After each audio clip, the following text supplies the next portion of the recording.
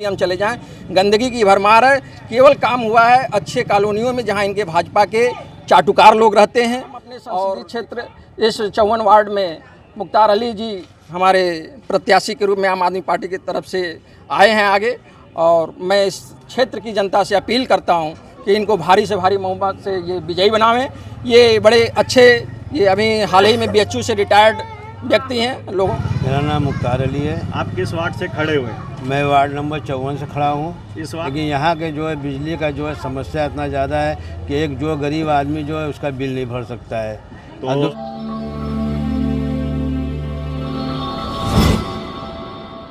जो है पूरा करना है, क्योंकि हमारे यहाँ का रोड, हमारे यहाँ सीवर, हमारे यहाँ जो है बहुत सी परेशानियाँ हैं जो जनता जिससे त्रस्त है, क्योंकि हमारे यहाँ जो भी इंसान जो है जीता हुआ आज तक कोई काम नहीं किया।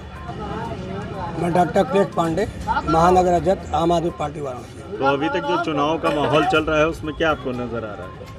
देखिए, अभी तक तो चुनाव का जो माहौल चल रहा है, परिसीमन आया है, वार्ड निर्धारित हुए हैं, अभी आरक्षण नहीं निर्धारित हो पाए हैं, और इलेक्शन इस तरह से हो रहा है कि देखिए लग रहा है कि चट मंगनी चट ब्याह, इस तरह के चुनाव कराए जा रहे हैं। और जनता जो जितने सारे राजनीतिक दल हैं वो बंद कमरे में बैठे हुए हैं, और जैसे आरक्षण होगा उनको टिकट मिलेगा, और जनता के बीच में कोई संघर्ष करता हुआ नजर नहीं आ रहा है।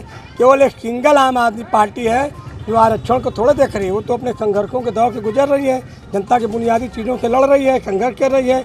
हमें तो चुनाव लड़ाना हमारा उद्देश्य थोड़े है, हमको तो परिवर्तन लाना, ईमानदार राजनीति लाना है, बुनियादी चीज़ों को पूरी करनी है। ये निचली इकाई का चुनाव है, नीचे के पायदान का चुनाव है, और जनता के जुड़ने का बहुत ही खूब अवसर है।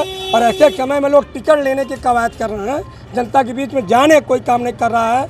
आप देख लो, बीजेपी का पार्षद है, लेकिन तमाम विपक्षी पार्टियां हैं, समाजवादी, बसपा, कांग्रेस, उनके जो चुनाव लड़ने वाले सेकेंड और थर्ड फाइटर हैं वो कहीं विपक्ष की भूमिका में नजर नहीं आते हैं, कहीं काम करते हुए नजर नहीं आते हैं, कहीं विरोध करते हुए नजर नहीं आते हैं, नगर निगम को ज्ञापन देते हुए नजर नहीं आते हैं। लेकिन आम आदमी पार्टी चुनावों के परिणाम से बिल्कुल बेफिक्र होकर जनता के बुनियादी चीज़ों को पूरा करने की कवायद कर रही है। हमारा जो दिल्ली का विकास मॉडल है, पानी, बिजली, शिक्षा, चिकित्सा, वो नगर निगम के अगर क्षेत्र में जो भी होंगे ऑटोनॉमस संस्था में हमको पूरे करने का पूरा प्रयास करेंगे। आम आदमी पार्टी जो कहती है वो करती है, और ये भी कहती है कि अगर हम नहीं करेंगे तो हमें चुनाव हरा देना। हिंदुस्तान के अंदर कोई ऐसी पार्टी नहीं जो ये कहे कि अगर मैंने काम नहीं किया तो मुझे चुनाव हराने का काम करना, मात्र केजरीवाल कहता है। तो बनारस की जनता को आप क्या संदेश देना चाहेंगे? बनारस की जनता को संदेश देना चाहते हैं कि मोदी जी का संसदीय क्षेत्र है, हमारे केजरीवाल जी ने 2,09,164 वोट इसी धरती के पाया था, और एक ईमानदार राजनीतिक कवायद की थी,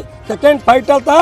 और सेकेंड फाइटर का मतलब कि भारत का विपक्ष पार्टी, मोदी जी का संसदीय क्षेत्र अगर बनारस है, यहाँ के प्रधानमंत्री चुन के गए हैं, तो हमारे केजरीवाल जी भी दूसरे नंबर पे विपक्ष की भूमिका में आम आदमी पार्टी पूरे हिंदुस्तान देख रहा है। आप दिल्ली को देखो, पंजाब को देखो, आप गुजरात को देखो, पूरे लोग अब कह रहे हैं कि अब ज़रूरत है परिवर्तन की, भ्रष्टाचार मुक्त भारत के निर्माण की।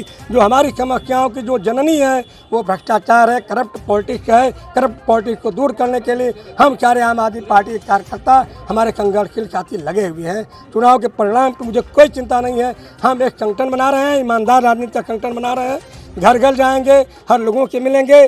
बुनियादी चीज़ें जो भारत के संविधान में लिखा हुआ है, 75 साल आज़ादी के हो गए, लेकिन उन्हें एक बात की चिंता नहीं है कि पानी, बिजली, शिक्षा, चिकित्सा, सुरक्षा, बच्चों की अच्छी शिक्षा मिले, अच्छी पढ़ाई मिले, अच्छी चिकित्सा मिले, आम आदमी की समस्याओं को दूर किया जाए। इस पर उनको कोई चिंता नहीं है। वो चंद्रयान पे घर बनाना चाहते हैं, लेकिन ज़मीन पर भूखे मारना चाहते हैं। आप देख रहे हो गरीबी बढ़ती जा रही है, अमीरी बढ़ती जा रही है, अमीरी और गरीबी की खाई बढ़ती जा रही है। रोज़मर्रा की ज़िंदगी में हम लोग सारे लोग संघर्ष कर रहे हैं, आप हो चाहे हम हो। अगर आप वास्तव में लोग कहते हैं गुड फीलिंग क्या होता है भाई?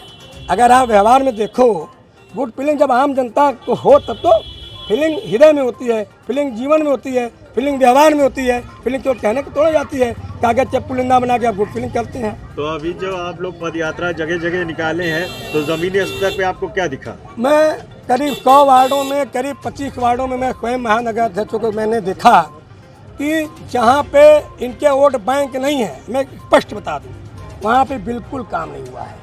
वो ये कहते हैं कि हमारा तो वोट ही नहीं है, हमें क्या मतलब है? जिसके लग रहा है दूसरे भारत में हम हैं।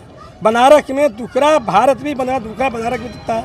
आप तमाम मुस्लिम इलाकों में घूम लीजिए, जितने भी मुस्लिम इलाके हैं वहाँ विकास का दौर देख लीजिए। पानी भी जा रहा है, सीवर बह रहे हैं, सड़कों पे बह रहे हैं, मच्छर उड़ रहे हैं, कूड़े के दान लगे हुए हैं। हमने कल कूड़े का पहाड़ देखा, हमने कहा कूड़ा का पहाड़ यहाँ के आगे आ गया भाई। पहाड़ तो देखिए, आप करिया वार्ड में जाओ, जलालीपुरा वार्ड में जाओ, आप नदी के किनारे, वरुणा नदी के किनारे की स्थिति देख लो, क्या स्थिति है, बदतर के बदतर स्थिति है।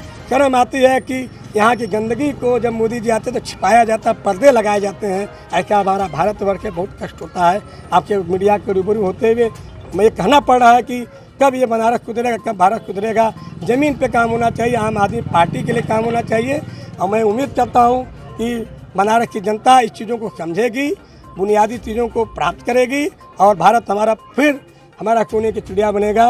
इसी बात के साथ धन्यवाद, आभारकारी मीडिया भाइयों का, बंधुओं का। कैंट विधानसभा अध्यक्ष, आम आदमी पार्टी, वाराणसी। तो अभी तक जो आपकी पद यात्राएं चल रही हैं, तो उसमें आपने क्या देखा? सर, हमने पदयात्रा में अपने जनता के बीच में जाने का काम जो किया है, जनता को बताने का संदेश दिया है कि हमारी मूलभूत समस्याएं जो है जनता की, बिजली, पानी, शिक्षा, स्वास्थ्य, सड़क, ये नगर निगम वाराणसी में भारतीय जनता पार्टी की 35 सालों के शासन के बाद भी हमें दावे के साथ कह सकते हैं कि कहीं भी कोई काम नहीं हुआ है। काम वही हुआ है जहां अच्छी कॉलोनियां हैं, अच्छे लोग हैं, जहां की स्वयं वो अपना काम कर सकते हैं, वहां नगर निगम के द्वारा काम कराया गया है। आप कैमरा घुमा करके पीछे ही देख लें, ये कमल पटेल जी का 4 बार से यहाँ से जीत चुके हैं, 5वीं बार चुनाव लड़ने जा रहे हैं। इस क्षेत्र की क्या हालत है। तो सबसे बड़ी जो दुर्दशा है, हमारे देश के प्राइम मिनिस्टर हमारे संसदीय क्षेत्र के सांसद भी हैं। अब देखा जाए तो देश में पार्षद से लेकर प्रधानमंत्री तक सब कुछ भाजपा के हाथों में है, लेकिन काम देखा जाए तो कथनी और करनी में इनके ज़मीन आसमान का अंतर है। हमें शर्म आती है कि हमारे सांसद महोदय के रहते हुए जो देश के प्रधानमंत्री हैं, जो 5 साल बहुत होता है प्रधानमंत्री को अपने पद पे रहते हुए अपने संसदीय क्षेत्र का काम करने के लिए, दूसरी बार सत्ता में हैं और अपने क्षेत्र में इनके केवल, मैं दावे के साथ, कोई मुझे डर नहीं है कि इनके केवल कार्यकाल में जितने पैसे आए हुए हैं, कभी प्रधानमंत्री कोई भी सांसद रहा हो नहीं आया बनारस के अंदर, और उन पैसों का बंदरबाट हुआ है। चाहे वो 80 घाट हो, चाहे कोई भी घाट हो, बनारस के अंदर कहीं भी हम चले जाएं, गंदगी की भरमार है। केवल काम हुआ है अच्छे कॉलोनियों में जहां इनके भाजपा के चाटुकार लोग रहते हैं और दिखावे के लिए सर्किट हाउस से लेकर के एयरपोर्ट तक, बाकी और कहीं काम नहीं है। हम अपने संसदीय क्षेत्र इस 54 वार्ड में मुख्तार अली जी हमारे प्रत्याशी के रूप में आम आदमी पार्टी की तरफ से आए हैं आगे, और मैं इस क्षेत्र की जनता से अपील करता हूं कि इनको भारी से भारी बहुमत से ये विजयी बनावें। ये बड़े अच्छे, ये अभी हाल ही में BHU से रिटायर्ड व्यक्ति हैं, लोगों का काम जो है अपने पदों पर रह करके बड़े वफादारी के साथ किया है, और हमें आशा ही नहीं पूरा विश्वास है कि अगर इस क्षेत्र की जनता इन्हें अपना मत देती है तो ये दिन दुना रात चौगुना काम करके दिखाएंगे। और हमारी पार्टी भी कहती है कि हम जो कहते हैं वह करते हैं। इसका नतीजा है हम 7 साल 8 साल की सत्ता में जो एक पार्टी आती है, चैलेंज को स्वीकार करती है, कांग्रेस और भारतीय जनता पार्टी के चैलेंज को, कि तुम जाओ जनता के बीच में। अगर कानून बनाना, जो हमारा इतिहास रहा है कि हम जन लोकपाल के लिए लड़ रहे थे, और उस जन लोकपाल से पूरा अन्ना को, जो हमारे केजरीवाल जी को आरोप लगाया जाता है कि अपने गुरु के नहीं हुए, तो गुरु जी हमारे जो थे पहले से हाईजैक हो चुके थे भाजपाइयों के द्वारा, कांग्रेसियों के द्वारा। आज उनको Z+ की सुरक्षा दे करके घर में बैठा दिया गया है। उनके मंसूबे थे कि कांग्रेस को हटा दिया जाए देश की राजनीति से। भाजपा जो है कांग्रेस हटाओ की यात्रा में कांग्रेस युक्त भाजपा में हो गई है, और ये कोई काम नहीं करना इनका। केवल जितना ये आरोप लगाते हैं कांग्रेस को कि हम भ्रष्टाचार को ख़त्म करने आए, लेकिन ये कांग्रेस से भी ज़्यादा ये 5 सालों 7 सालों की सत्ता में ये बहुत ज़्यादा भ्रष्टाचार किए हैं। हम जनता के एक बार फिर अपील करेंगे इस क्षेत्र की जनता से, चूँकि हम नगर निगम का चुनाव लड़ने जा रहे हैं। आप देखेंगे कि नगर निगम का चुनाव नज़दीक है, अभी कोई सुगबुगाहट नहीं है, परसिमन का ऐसी की तैसी कर रही है भाजपा। और अभी हाल ही में आप मीडिया के लोग हैं, देखे होंगे पेपरों में, हमारे पास कटिंग भी रखे हैं, स्पष्ट दैनिक जागरण में निकला था कि परिसीमन अधिकारियों को सख्त निर्देश है कि वो भाजपा के पक्ष में परिसीमन करें। परिसीमन की ये हाल है, जहाँ उनको वोट नहीं मिलते हैं उस क्षेत्र को काट के दूसरे क्षेत्र में कर दो, जहाँ इनको प्रत्याशी नहीं मिल रहे हैं वहाँ नहीं जिता हुआ है वो OBC कर दो, सामान्य लोग न लड़ पाएँ।